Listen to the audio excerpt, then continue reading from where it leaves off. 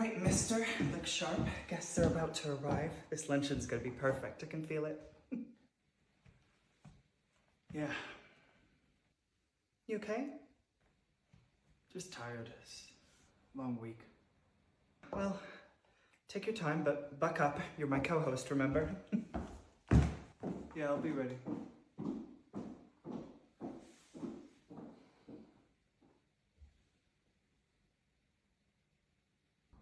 I'm sorry, but New York City in August is a crime.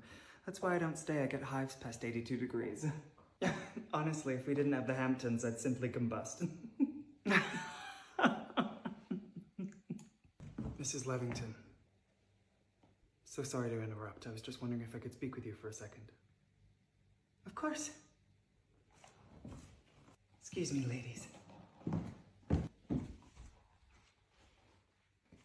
It's just that we haven't received payment for today's event.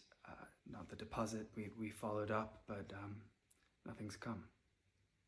That's strange. I could have sworn I'd sent it to Michael's office to be handled. Of course, these things happen, but we will need confirmation tonight because the event that you had last week is also outstanding, and we made an exception because you've always been a prompt and generous client, but let me have a word with Michael. I'll be 1 minute. Sure. Michael, darling, the caterer just asked me about payment for the event today. Oh, I'm sure it's just an oversight. Well, he said that last week's event wasn't paid for either. What is it? It's nothing. Just one deal went south, and I am the company, so I used a little of our savings to bail everything out, but we make that back 10x every month. It'll be fine by the end of the month. Oh. Are you sure? Yeah. You know, Michael, if there's anything else, I mean, I could economize. I mean, the first 7 years of our marriage, we were pinching pennies. Don't worry, baby. I got it. All right, then. I'll talk to the caterer. Okay, thank you.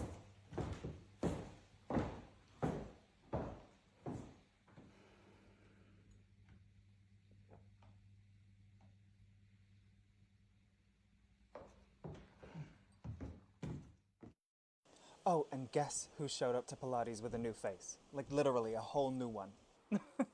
Please, if I come back looking like a different person in September, just pretend it's a stress thing. So sorry, Mrs. Levington, your card was declined. It's impossible. It's an American Express black card. It has no limit. Well, I tried twice. It definitely declined.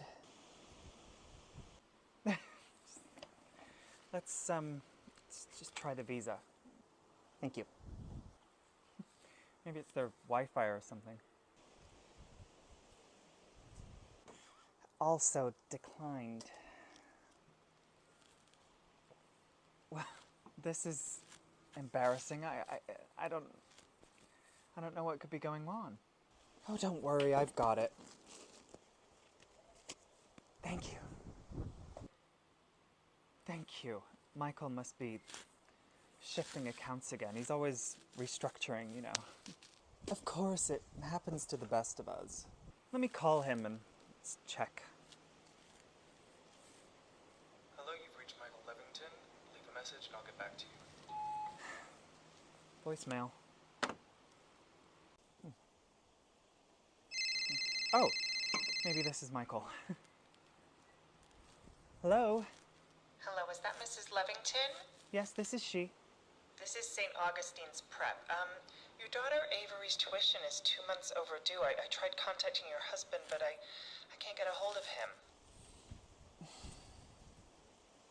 Mrs. Levington? Hello? Hello? Good afternoon, Mrs. Levington. Oh, good afternoon, Charles. I've just finished the southern bed, mulched, trimmed, pruned. Shall I move on to the hedges next? Yes, please. They're starting to look like uncut hair on a mad person. Actually, I'm sorry to ask, but I'd spoken with the office earlier this week and they said they hadn't heard anything about payments since May. Oh, did they? Yeah, they weren't sure if there was a delay or some miscommunication or something. No, of course. You're part of the family, the furniture here, Charles. I'll follow up today, I promise. I appreciate that. I wouldn't normally ask, but it's been a few months, so... Yes, absolutely. We've just been juggling a few things, so I'm sure it's just an oversight. Of course, it happens to all of us, I'm sure. Not quite like this, though. Let me try Michael on the phone.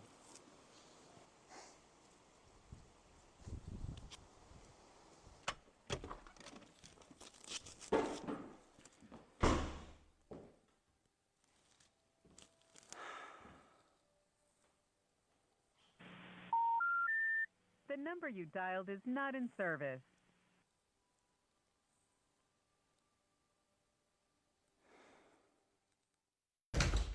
Look alive, Lila. We're going to be late. Mom. You're not dressed. For what? The club, darling. Lunch. I said yes on Tuesday, or possibly. Same thing. Right. Yes. Sorry. I lost track of time. Well, by the looks of things, the week. We have a reservation in 20 minutes. I told them to keep the terrace clear in case you're still doing that thing with the sun.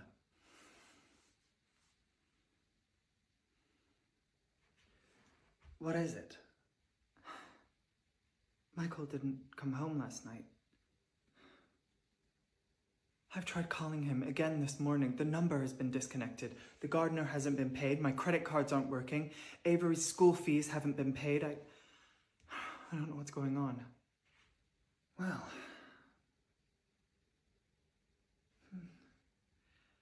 Well, don't you worry about the tuition fees. The head teacher, Mrs. Fletcher, is a very close personal friend of mine, as you know, so I'll handle that.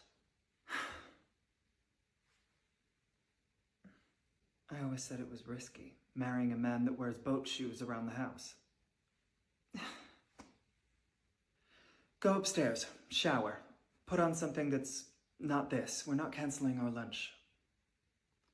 Mom, I don't know if I can go out and be in public right now. You're gonna order a niçoise salad and a glass of Sancerre, and we're gonna pretend like none of this is real until I tell you it is.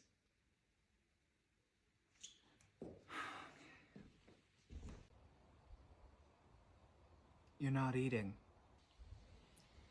Neither are you. Yes, well, I had a Ritz cracker this morning. Anyway, while you were in the bathroom, I called William. William who? My lawyer, the one who did your prenup. The good news is, William confirmed that your prenup is airtight. Michael has never had access to your trust fund, not directly or indirectly. Then, why is everything frozen? Because there's a difference between access and control. We need to figure out what you've signed over the years. Authorizations, deeds, anything with your signature and a paperclip. We're going to make a list. A calm, thorough list. And if necessary, we'll burn it all. The documents? No. His reputation.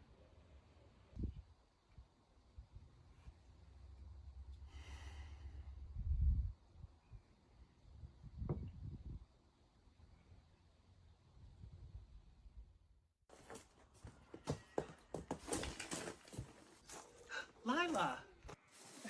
Margaret! What a surprise! Yes, quite. You look beautiful. Oh, please, I've just come from Pilates. How are you? Oh, you know, just surviving. How's Henry and Sophie? Growing too fast. I can't believe it. I mean, Henry is off to college next year, and Sophie... Well, Sophie has recently discovered boys. Dear, you'll have your hands full. Anyway, I'm looking forward to seeing you tomorrow night. I could really use a night out. I'm actually glad I ran into you. Did you get my note? What note? About the members' party at the club tomorrow. No, I don't think I've seen it. Well, this is kind of awkward. Tomorrow's event is private. You know, members only. Members? Margaret, my grandmother was a founder of the club. Yes, you absolutely were a member. But with the situation regarding your dues and those nasty rumblings about your husband and federal investigations, I just don't think it would be appropriate. And you understand, I have my husband's position to consider. Appropriate. My husband's business is his business, and I haven't done anything wrong. You know me. I do, and that's why I'm trying to tell you as kindly as I can that people are watching, and it's not a good look for either of us, and maybe you should just lay low for a little bit. I kept your secret, Margaret, for years. Do you remember? I do. Every time that you were playing the doting wife when Richard was working late, or every time you smiled at me across the luncheon table, I never breathed a word. That is neither here nor there, Lila. And dragging up the past like some cheap weapon, it's irrelevant and it's beneath you. Irrelevant? I carried your shame in silence, and I let you keep your crown while I watched my own slip. And you want to lecture me now on what's irrelevant? This is not the same thing. That was private. What you're going through is very public, and it affects everyone. Don't you dare confuse convenience for loyalty, Margaret. I know the difference. Friendship, Margaret, isn't cocktails and pearls, okay? It's blood. And when mine is spilled, you don't get to sip champagne and watch me drown. Because in every shattered reputation, there's a reflection. And yours will be right beside mine.